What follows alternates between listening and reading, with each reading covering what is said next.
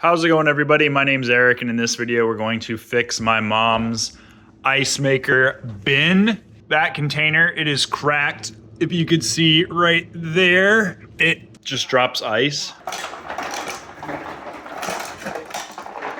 Oh boy. So when we do that, ice comes out the bottom because there's a nice hole right there. It's a Whirlpool model number WRS315SDHT. However, this will work for a lot of different fridge models, not just a Whirlpool. It's pretty much just a replacement. So thank you guys so much for watching. If you haven't already, please give the video a thumbs up. If you aren't already subscribed so you don't miss another project.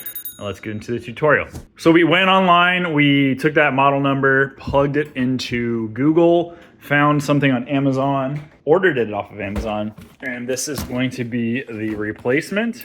I will put a link to this in the description. You will find your replacement by looking up your model number and then looking at exploded parts diagram, finding that part number, and then searching through Google or Amazon. However, if you have the Whirlpool with this model, it'd be the same one. It's a little off color. I guess if it's not broken is the main thing, right? Now we're gonna take our full of ice bin and tray out. I'm just dropping ice everywhere, and you're gonna wanna empty it out. And now we're gonna have to remove some parts.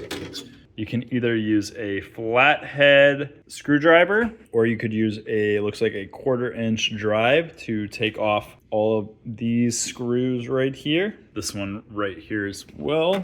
And there's 2 inside.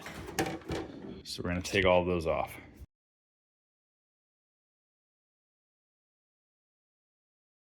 Probably the worst tool. This is a 1/4-inch nut driver. This is better, but if you have a drill or an impact driver with a 1/4-inch adapter on it, that'll work better than this. So the 6 screws, took those out, and then it separates that. And now there's 2 more screws in the inside that I gotta take out, and then 1 more on the back here.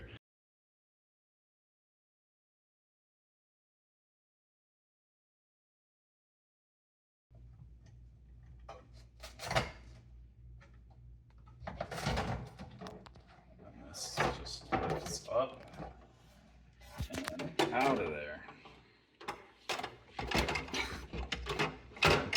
And oh, sorry. it's okay. And the new one goes on.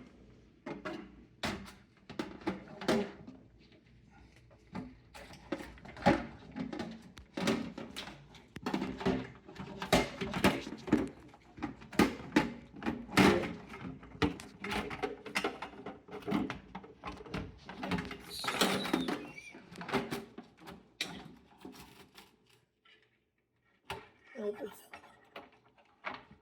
it's not in at the top. There it goes. So we dropped.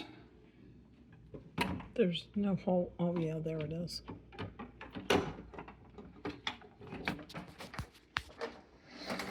It drops in. Put these 2 screws back in to line it up.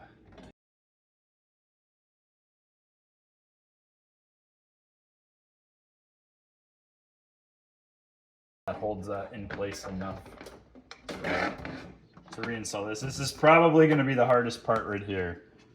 This has a hole in it. You're going to line up where the hole is with where the screw goes, and then I'm going to hook this side of it, and then I'm going to bring it up, hook the other side, and you can see that it kind of holds it into the channel.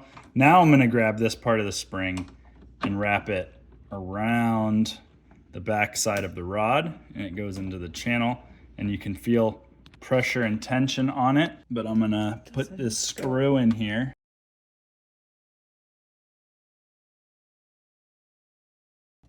And that should. Oh, here. The flap opens when I twist the lever. It's got tension on it. Now we're gonna reinstall this, which is pretty self-explanatory, just sits on the ridge. And then we're gonna drive these screws.